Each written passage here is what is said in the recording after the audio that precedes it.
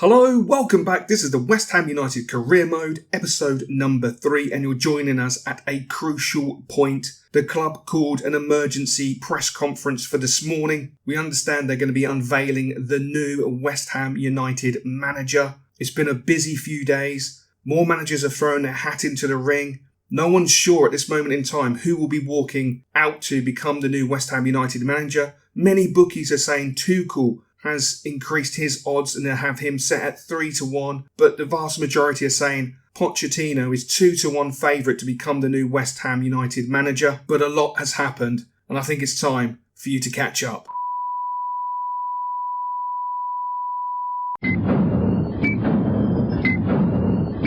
So McVitie's not only own the Daily Gaffer, but they also own the U's.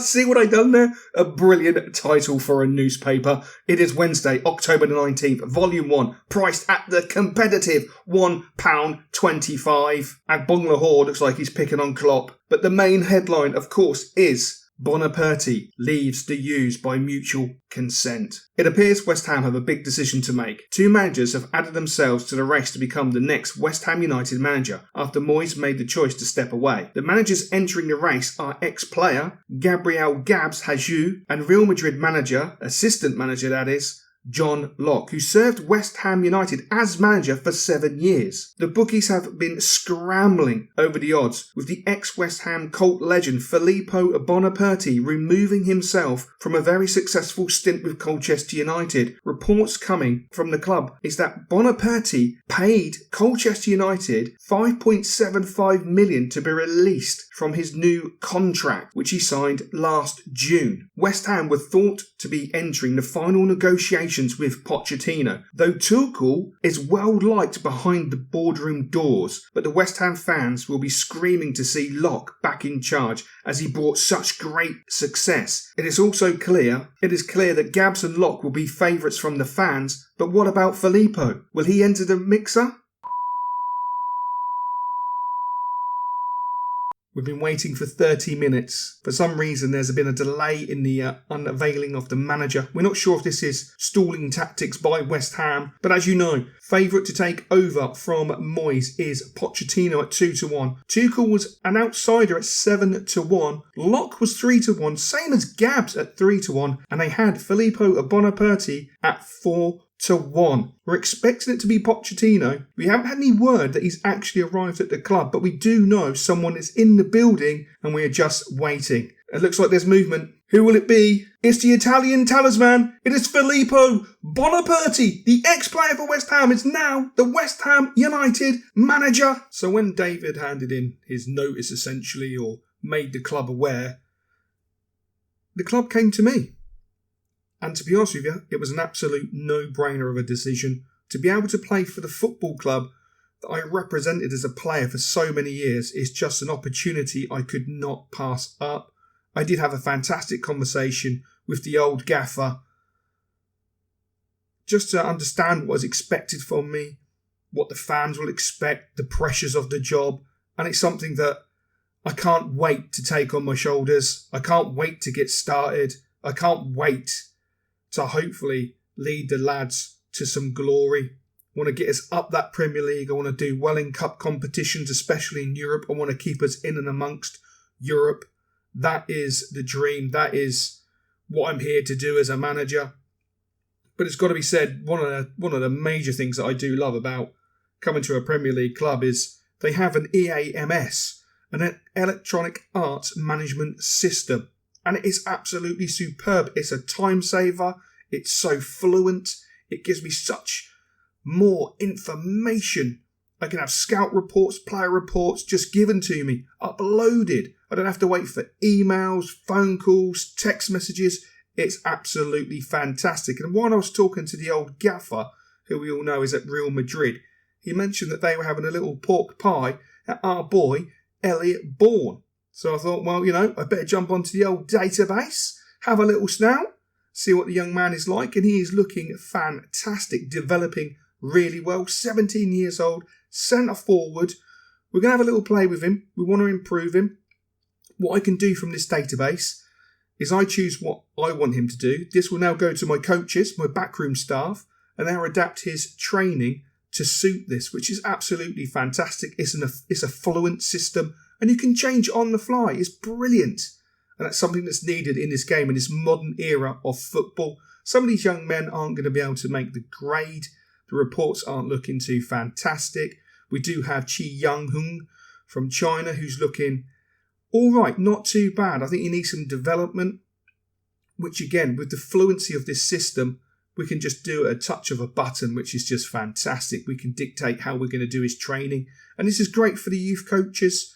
It saves me a lot of time and it saves a lot of hassle, which is brilliant. But as I say, some of the young men won't make it, which is part and parcel of the football game. So one of the agreements we had when I signed the contract with West Ham is I wouldn't spend any money in the transfer window. But the club were willing to free up a few quid so I could go and get some scouts, which is very important to me. I want to bring some youth players in. I want to develop from in-house. I don't want to have to spend 60, 70, 80 million pound on half-decent players. Sometimes you're spending 56 million from the looks of it in Premier League on bang average players. That's not the way I want to do it. I want to bring in some cultured young talent from around the globe. And of course, if we do have to spend some money, it has to be on someone who's going to make an added difference to the club, to the team, to the squad, and not just be he's good enough, we'll buy him.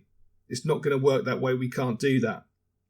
So again, with this system, I can see how Moisey was doing contract-wise, see what he's left me with the lads, what contracts we need to renew, where players are, if they're out on loan. As you can see, Chester's is out at Colchester. I already know this because I signed off on the deal. He's a very impressive young man. For Colchester's level, I'm not sure he'll make it at the Premier League level given his age, but he might be one to keep a little eye on, though he only has a year left on his contract, so we'll have to make a decision coming up to that December-January window. Cress's has only got a year left. Craigie Dawson has only got a year left. He's left me in a bit of a worrying position. You've got Cresses, you've got Randolph, you've got Dorsey, you've got Sofal, all on a year's contract. We've got Ashby on a year's contract. There's a lot of players on a year's contract. Even Lanzini's on a year's contract. What have you done, Moisey? Perhaps you were holding on too tight, son. Perhaps it was the right thing to do was to leave. Again, Ogbonna, Fabianski. Year's contract. We're going to have a serious sit down and work out our game plan going forward, because the purse strings are going to be opened in January, but we can only make one signing in January. The rest of the signings are going to either have come from our youth system or we just make do. So we're going to have to make a lot of harsh decisions. We've got a lot of harsh decisions to make. This is going to be an interesting one, to say the least. At least a few of the boys have got 2-year contracts. Deckers has got a 2-year contract. Was a little bit worried about that with Arsenal and Chelsea sniffing around. Not really impressed with that. We've got Bowen on a 3-year. Jono is on a 2-year. We'll have to have a look at those. Benarama's on a 4-year, thankfully. We've got Kare on a 4-year, thankfully. Ariola's on a 5-year, which is fantastic. We've got Samaka on a 5-year, which is absolutely banging. Baqueta on a 5-year, which is banging, which we desperately needed. Cornet, I'm looking forward to working with on a 5-year. And of course, Downs on a 5-year contract, that's good. That's good. So it's not all negative. There is some positives to be taken from this. There is a few negatives. A lot of boys on short-term contracts, 1 year left. We've got to make a lot of decisions. Could cost us a few bob to keep them, or we just farm them out in Christmas in the January transfer window, or we let their contracts run down. We're going to have to wait and see what we do there. If you want to have your input, of course, put it in the comment section below. But Elliot Bourne, he does look a young superstar, to say the least. I was so right in listening to my old gaffer. We do not want the likes of Real Madrid having a snout round our young man. Not at all. English born and bred from just down the road. A Hammers fan, which is absolutely fantastic. And he's going to be in the senior team. So hopefully you're ecstatic that Filippo Bonaperti, come on, has taken over as West Ham manager. Now the serious and hard work begins. First games, August. What are we expecting for the season? Are we looking to qualify for Europe, the Champions League, or just sit in that 6th position and keep retaining Europe? How are we looking to do in the cups? The FA Cup, are we going to make a serious challenge? What about Europe? Can we go and win a European trophy? Which Moisey fails to do, but no disrespect to him. We're a different beast. We're a different animal. We're built different. What are your expectations for the forthcoming season? Let me know in the comment section below, and hopefully you've enjoyed this episode, and I will catch you next time in episode number 4.